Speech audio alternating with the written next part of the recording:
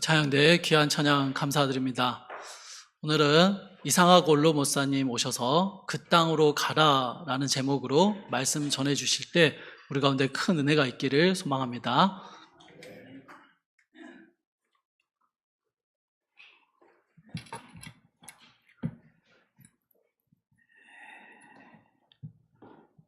여러분 안녕하셨습니까? 이렇게 날씨가 폭염이 이제 왔습니다. 물을 좀 많이 드세요. 수시로 자꾸 드셔야 됩니다. 그렇게 해서 건강하게 폭염의 시기를 잘 지냈으면 좋겠습니다. 오늘 본문 이전에 이제 2절 말씀에 보면 이제 하나님께서 그 땅으로 가라라고 하는 말씀을 여호수아에게 하셨습니다. 이전에는 모세에게 하나님께서 말씀하셨죠. 애굽으로 가라. 그래서 예 하고 가셨습니다. 하나님께서 저와 여러분을 어쩌다 보니 우연히 이곳으로 오게 된 것이 아니고 작전과 계획을 따라 보내셨다는 것을 오늘 꼭 한번 생각해 보면 좋겠습니다. 모세가 120세가 되어도 눈이 밝고 기력도 쇠하지 않았다 하였지만 하나님께서 보실 때는 아마 여기까지인 것 같다라고 생각하셨던 것 같습니다. 이스라엘이 400년 넘게 애굽의 종노릇 하다가 하나님께서 아브라함에게 하신 약속을 기억하시고 때가 되어 미디안 광야에 있던 모세를 불러주셨죠. 불 붙는 떨기나무 아래 앞에서 하나님께서 네 발에 신을 벗으라 라는 말씀을 하시면서 그에게 애굽으로 가라, 내 백성을 자유케 하라 라고 그를 보내셨습니다. 그래서 그 말씀대로 그 땅 애굽으로 모세는 갔습니다. 그리고 하나님께서 그를 도구로 사용하여 출애굽의 대업을 완수하게 하셨고요. 그리고 신명기 32장 52절 말씀에 보니까 하나님께서 내가 이스라엘 자손에게 주는 땅 가나안을 말하지요.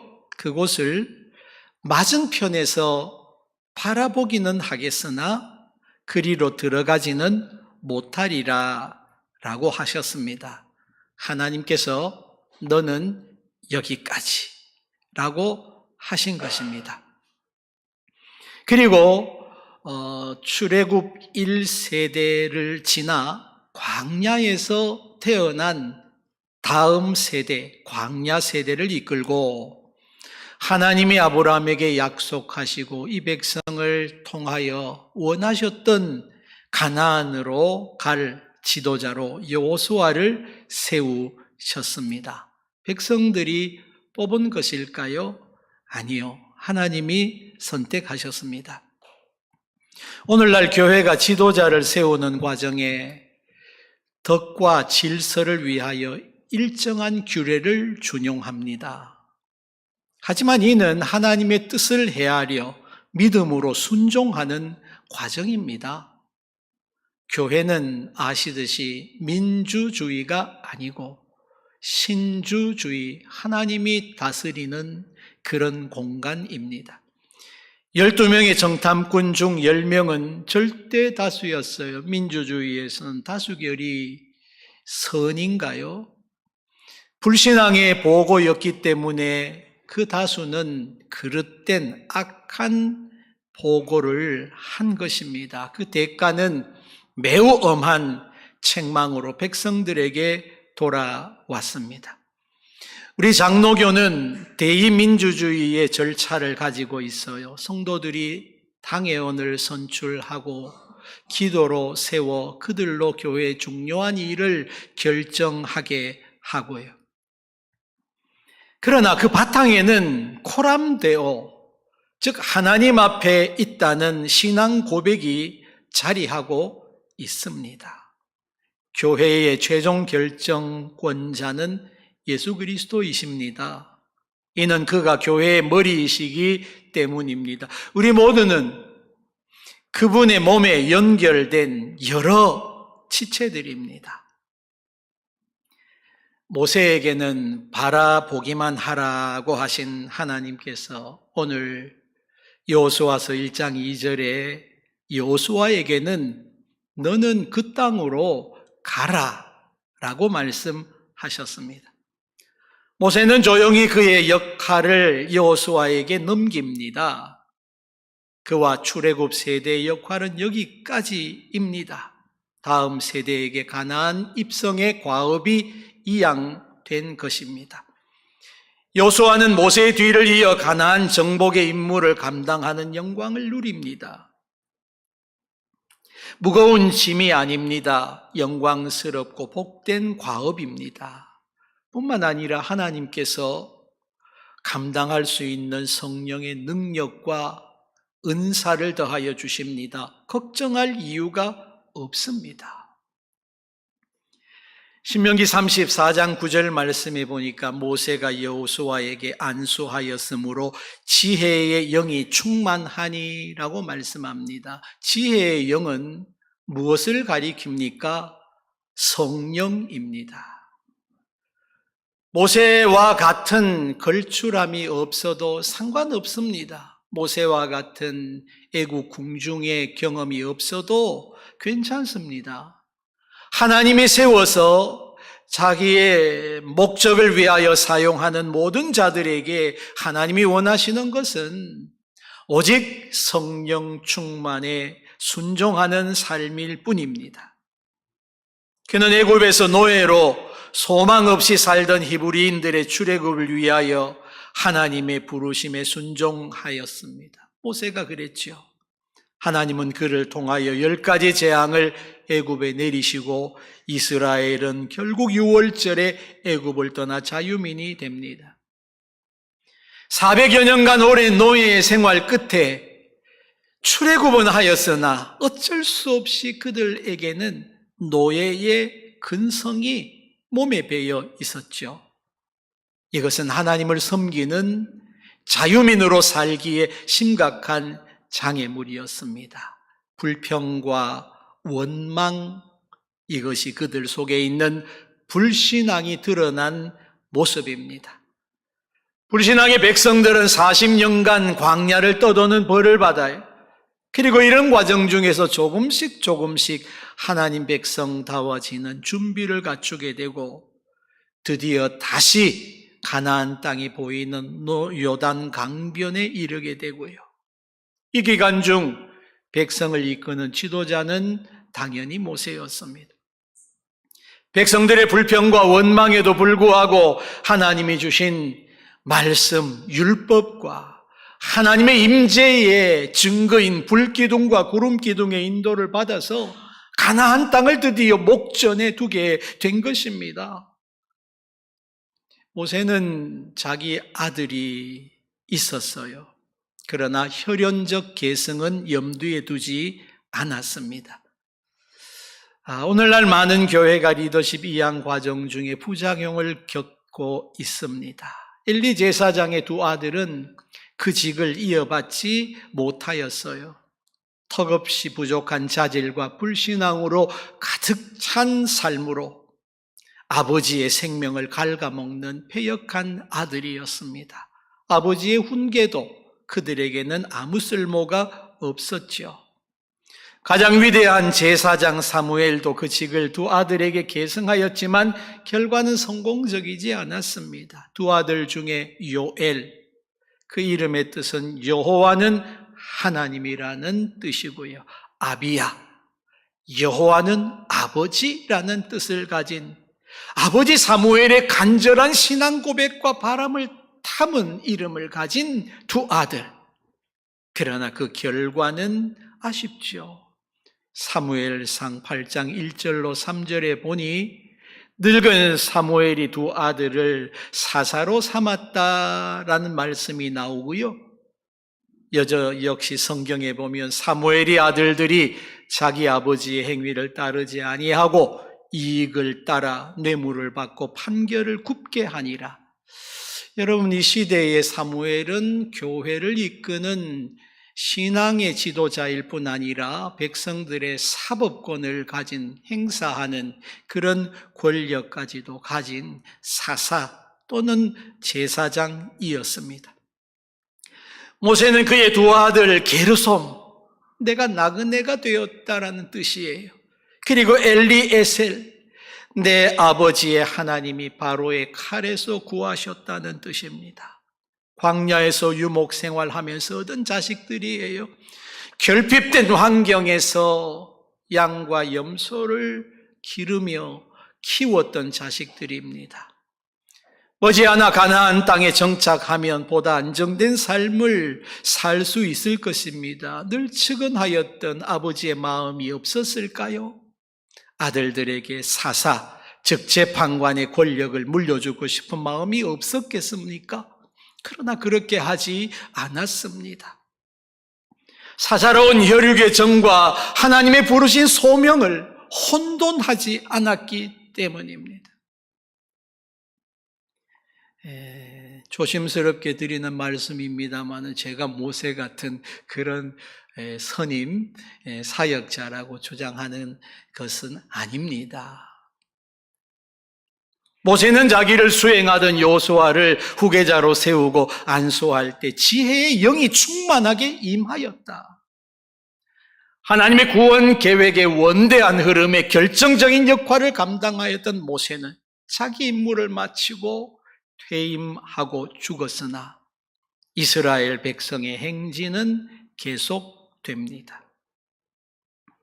성도는 나를 부르신 하나님의 부르심에 대하여 뚜렷한 생각을 가지고 있어야 됩니다. 본능을 따라 살지 말고 성령의 감동에 순종하며 하나님께서 나에게 무엇을 원하시는지에 마음을 두고 그 일을 위하여 복무하는 자가 되어야 됩니다.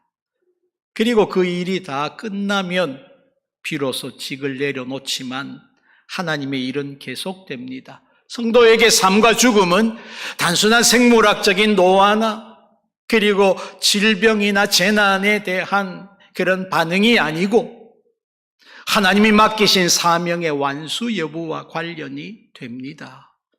아직까지 저와 여러분을 이 땅에 두신 것은 내가 그만큼 건강하기 때문일까요? 아니요. 하나님께서 우리에게 맡기신 일이 있어서 그 일을 위하여서 내가 너의 날을 너에게 주었다라는 말씀이에요. 오늘 여호수아 1장 1절에 보니 여호와의 종 모세가 죽은 후에라는 말씀이 나옵니다. 제가 우리 김인천 목사님께 약속을 하나 받았습니다. 무슨 약속인가 하면은 확률상 제가 먼저 죽을 가능성이 크겠죠. 그래서 제가 죽으면 제 장례를 목사님께서 해 주실 수 있습니까? 당황하면서 웃으시면서 그러겠습니다 라고 했어요. 그래서 제가 다시 한번 약속하신 겁니다 라고 부탁의 말씀을 드렸습니다. 마음이 얼마나 든든한지 모르겠어요. 참고로 우리 박명자 사모님도 할머니니까 언젠가 주님 앞에 설 때에 목사님께서 그렇게 장례를 집례해 주시기를 부탁을 드립니다. 네. 모세도 죽었다. 믿음의 사람들이 세상을 떠났다. 아니, 주 안에서 잠들었다. 부활의 아침이 되면 일어날 것이다.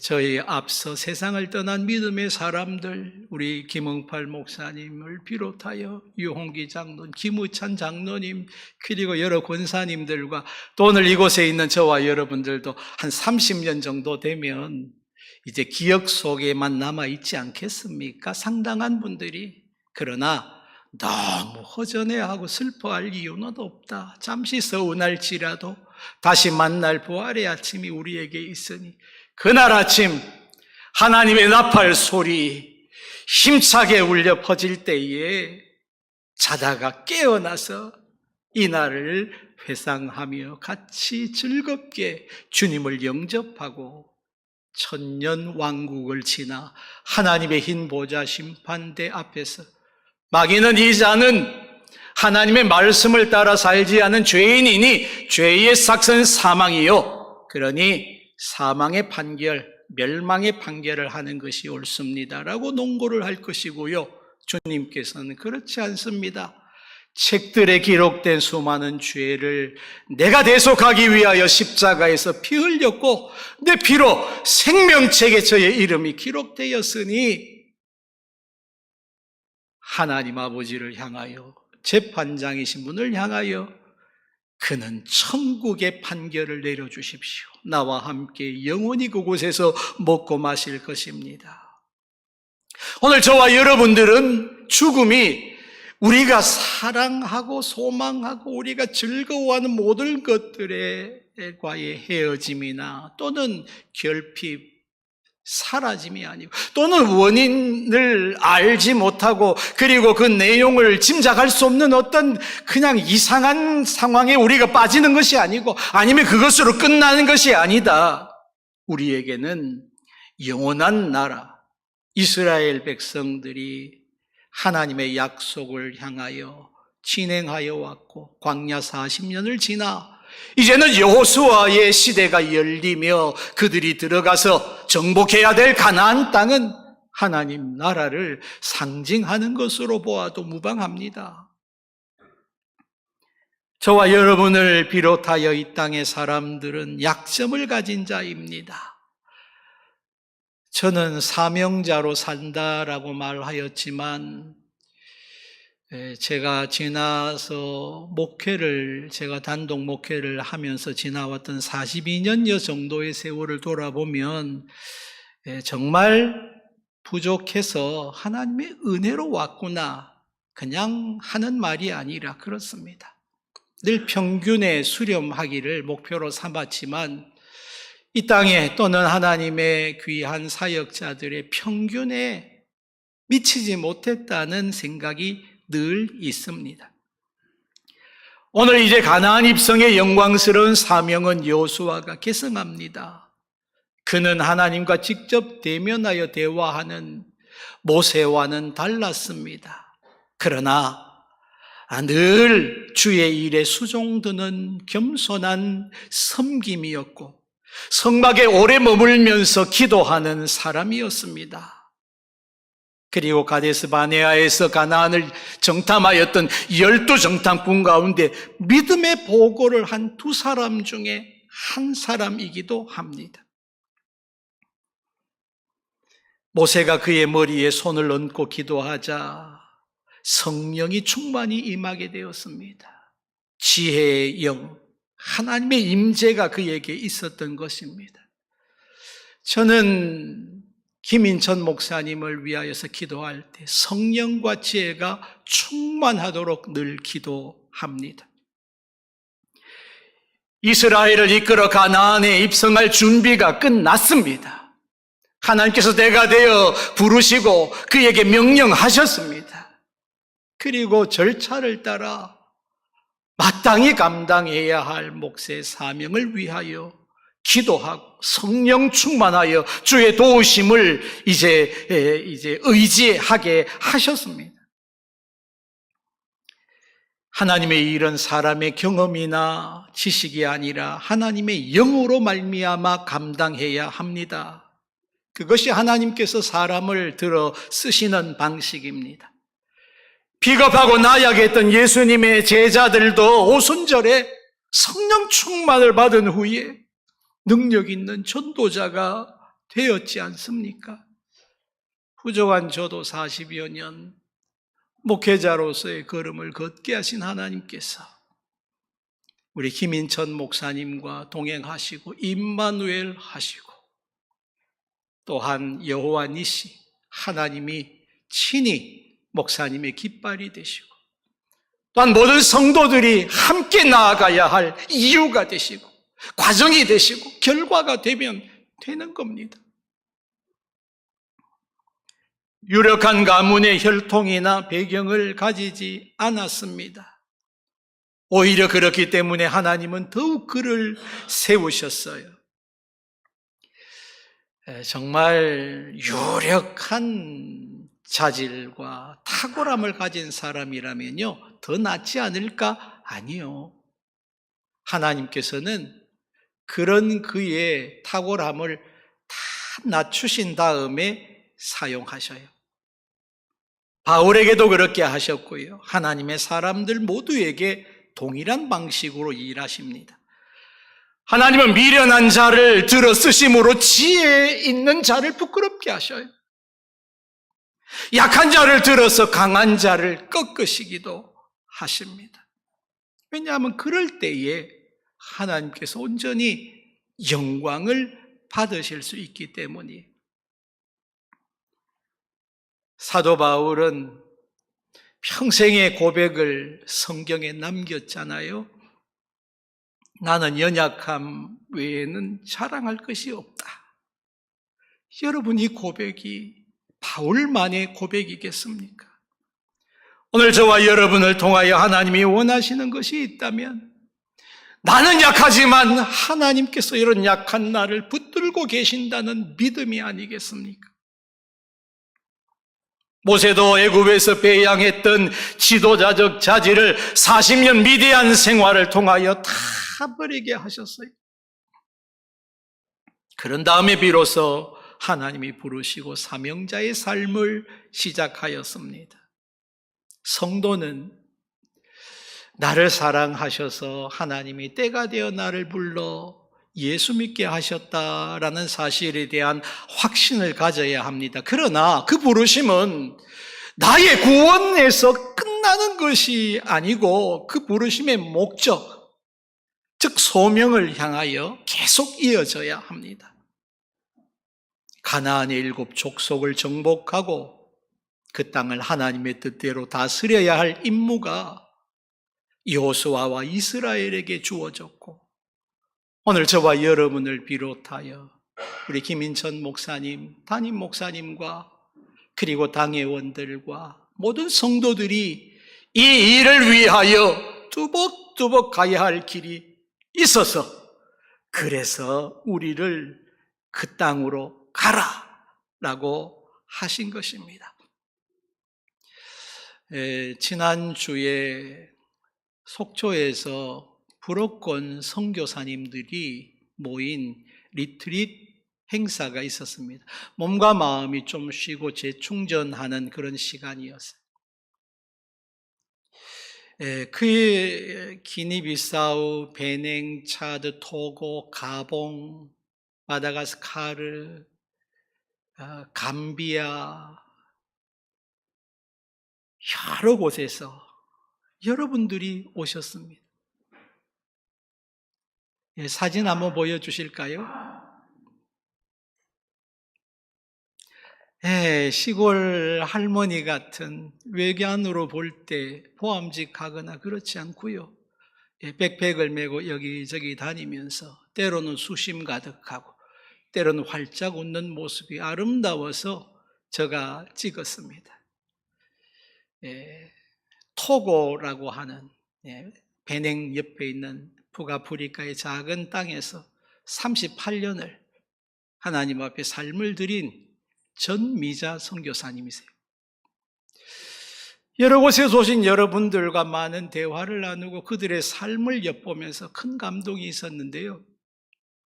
가보베르데라고 하는 나라가 있습니다. 요즘 월드컵에서 선전을 해서 알려진 나라지요. 북아프리카의 대서양 연안에 작은 섬나라인데 50만 인구밖에 되지 않는데, 선교사님들이 전략을 나누고 같이 선교 현지의 사정을 공유하는 중에 여러분들이 은퇴하고 귀국하신 선교사님들의 삶을 위하여 양계장을 만드는 것이 좋겠다, 또 이런 일을 하는 것이 좋겠다라는 논의들을 하는 중에 두 분이 자리에서 있었는데 그 중에 한 분이 벌떡 일어나시더니만, 선교사님들이 돌아와서 생각할 노후가 있습니까? 라고 그 선교사님 말씀하세요. 카보베르데에서 삶을 들인 두 분이었습니다. 그러면서 말씀하시기를, 저는 이번에 한국에 와서 관을 2개를 만들어서 지금 이제 다시 귀임하면서 이제 배달을 이제 하고 있는 중입니다. 그곳에는 관을 만들 만한 판자나 나무도 없다는 거예요. 만들 기술도 없거니와. 한국에 와서 내게 여분의 생명이 있다면 그것까지 한국에 바치겠다라고 하여 와서 순교하여 순교자 이곳에서 세상을 떠나 외국인 선교사님들 묘역에 묻혀 있는 여러 선교사님들과 그들의 묘와 그들의 묘비를 보지 않느냐. 나는 그곳에서 죽겠습니다. 그런 말씀을 하셔서요. 깜짝 놀랐습니다. 나중에 은혜를 주셔서 또 장례를 마치게 된다면 저도 역시 이제 약간의 뼈를 아프리카 사하라의 어느 곳에 그곳에 이렇게 두었으면 좋겠다. 그런 생각을 해보았습니다. 여러분, 사도행전 1장 8절은요, 하나님께서 모든 지상의 교회와 성도들에게 명하시는 지상의 명령입니다. 뭡니까? 오직 성령이 임하시면 너희가 권능을 받고 예루살렘과 온 유대와 사마리아와 땅끝까지 이르러 내 증인이 되리라. 근데 여러분, 예루살렘 교회는 그 일을 순종하였습니까? 아니요. 유대인들만이 하나님의 백성이라는 생각 속에 있었습니다.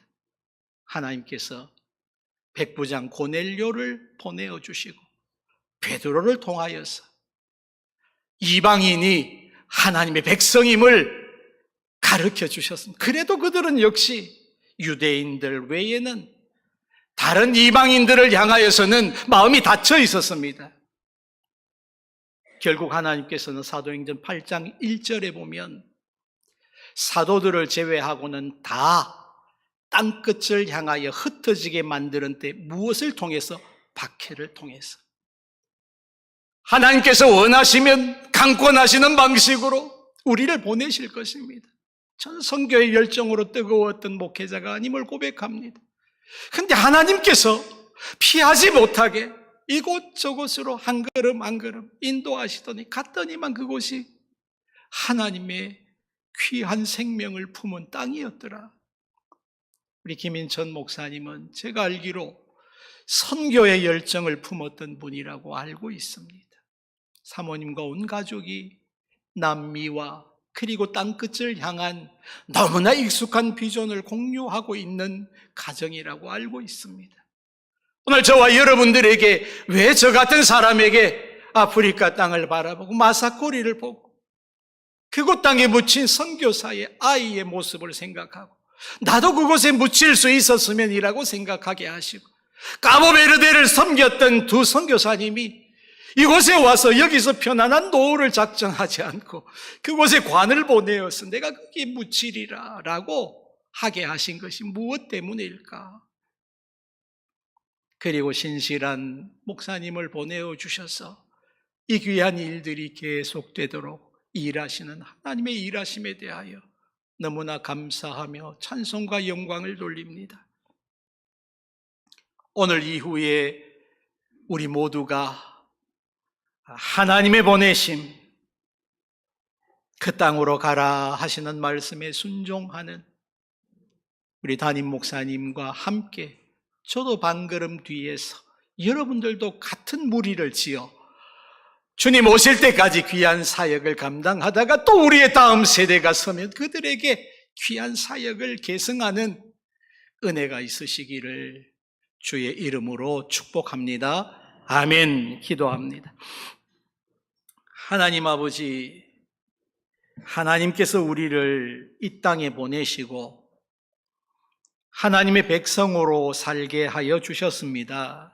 우리를 부르신 것은 우리가 감당해야 될 사명 때문인데 주의 복음을 땅끝까지 증거하는 증인이 되는 것, 주님이 이를 위하여 우리를 부르셨으니 우리 신암교회가 이 일을 위하여 흔들림 없이 나아가게 하시고 이전보다 주를 더 기쁘시게 하는 귀한 교회 되게 하시고 김인천 목사님과 사모님, 그리고 아이니, 아리, 아준이를 기억하시고, 그리고 온 교회와 성도들의 마음이 한 마음 되어 주님을 따라 그 말씀에 순종하는 귀한 복음 공동체가 되게 하여 주옵소서.